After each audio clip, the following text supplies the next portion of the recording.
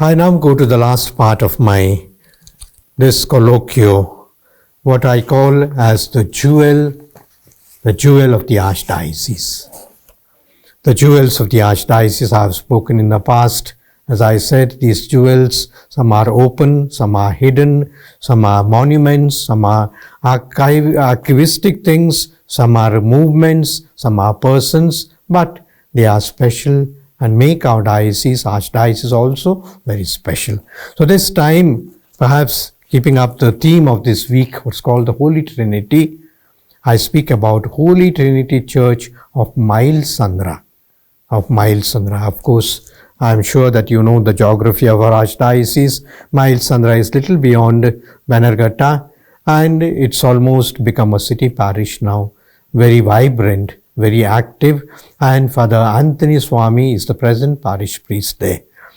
And so, Mailsandra, what I am told is, I read a little of history written by Father Antappa, and this word Mail comes from the 9th century when this Jolaru, the people perhaps who came to work towards Bannerghatta, they stayed in a place called, perhaps there was a milestone, and from this milestone comes Mailugallu and Mailsandra, perhaps a landmark as such.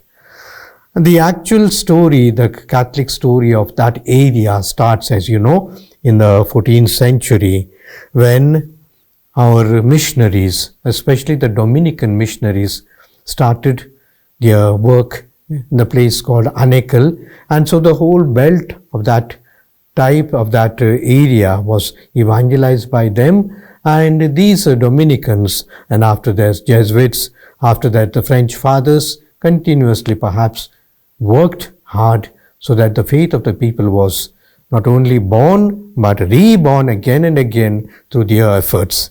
We have to remember perhaps certain names of certain priests that have worked very hard, missionaries. We speak of Father Emmanuel de Cunha, S.J., Jesuit. In 1711, he is supposed to have come there. And there's the other famous ones that have come there are Leonardo Cinnani and Abbe Dubé in 1799, Louis Charbonne, 1873.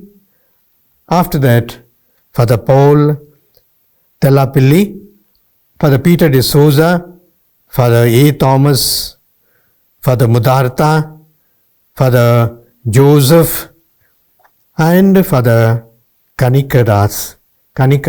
These are the priests that perhaps many people remember even now.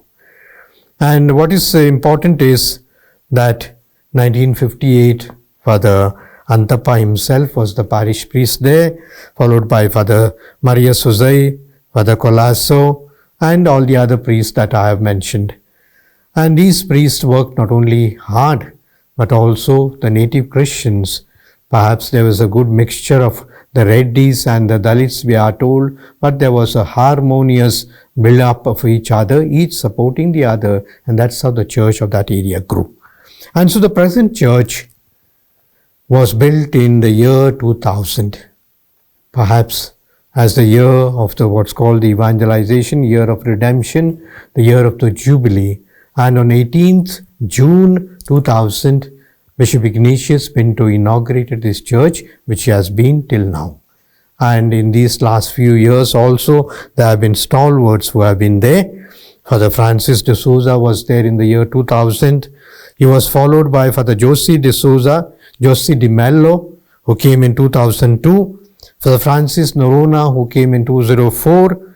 And then Father Mohan came about 2008, followed by Father Joseph Matthias, Father Anthony Prasad, and Father Anthony Swami is there now.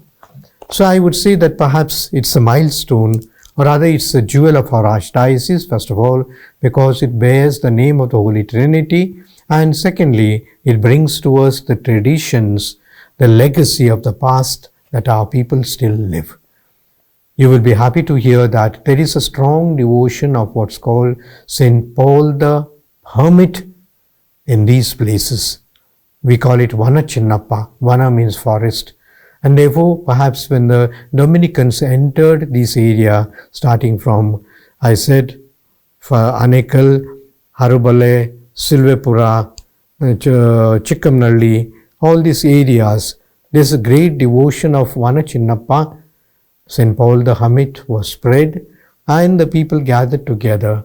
Perhaps the monastery type of atmosphere that the Dominicans brought would be in consonance with this sort of ascetic life of the Paul the Hermit, St. Paul the Hermit, and the devotion is still strong even up today, that the feast is celebrated grandly. At the same time, the vision, the mission of St. Paul the Hermit also is kept up by the people. I call this a jewel, as I said. First of all, it's a Jubilee year, and the jewel in the Jubilee year shines much better. And secondly, because it's dedicated to the Holy Trinity. And thirdly, because of the devotion of Vanachinnappa or St. Paul the Hermit, perhaps it needs to be considered as a special jewel of our Archdiocese. And so I am very happy to announce that the Holy Trinity Church, in this week of the Holy Trinity, that we commemorate it, remember it, and celebrate it as a celebrated jewel of our Archdiocese.